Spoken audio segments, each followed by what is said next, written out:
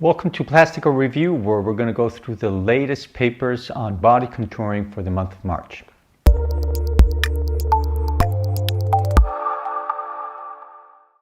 And the first paper is written by Achilles Tama from Canada and colleagues, and it deals with the gynecomastia classification for surgical management.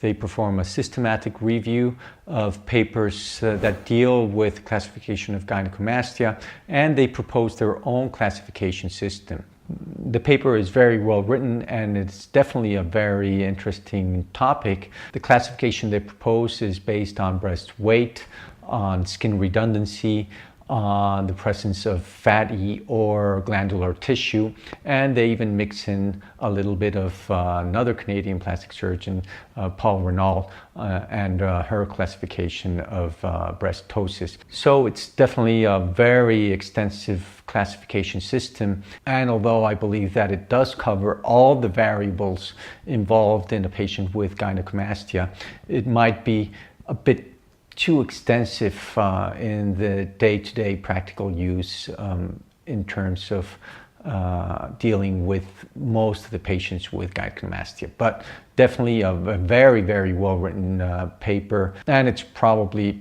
the most adequate classification system for a patient with gynecomastia at the present moment. The second paper on body contouring this month in PRS deals with calf augmentation.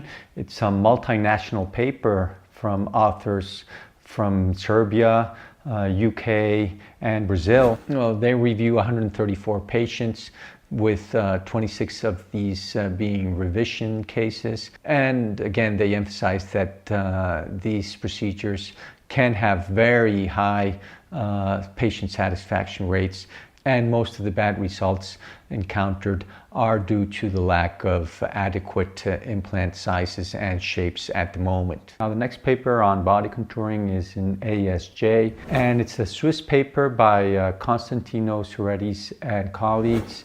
It's a meta-analysis and systematic review of papers assessing seroma formation after abdominoplasty. It gathers the results of 9 studies, and they conclude that several factors may decrease the incidence of seroma formation after abdominoplasty, such as the conservation of scarpous fascia, the use of fibrin glue, and of course the use of progressive tension sutures. Now, I personally believe that one of the landmark papers in this regard is the publication by Patricio Andrades and colleagues, the group from Chile, where they showed very elegantly through imaging techniques that the use of progressive tension sutures, such as described by the Polak brothers or the Berruti sutures, really are helpful in avoiding a large seroma formation. And I also remember the excellent discussion of this paper by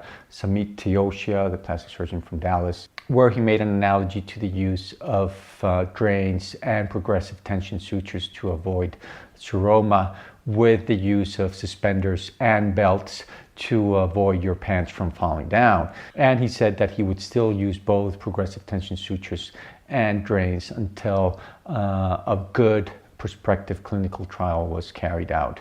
And the final paper on body surgery is an Australian publication by Gemma Sharp, who's a psychologist, and it studies the psychological benefits of labia minora reduction. It's a retrospective study on 48 women that had had the procedure performed, and the conclusions were that women were very satisfied with the results of their labiaplasty procedures, and they reported not only a satisfaction with the aesthetic result, but also of improvements in their psychological well-being and sexual function. The commentary on this paper is performed by Michael Goodman, who's a gynecologist practicing in California, and it is a very, very appropriate commentary. It criticizes the position of the American College of Obstetrics and Gynecology in regards to this type of surgery, where they haven't historically backed the benefits that these procedures bring to women that have the complaint of large labia minora.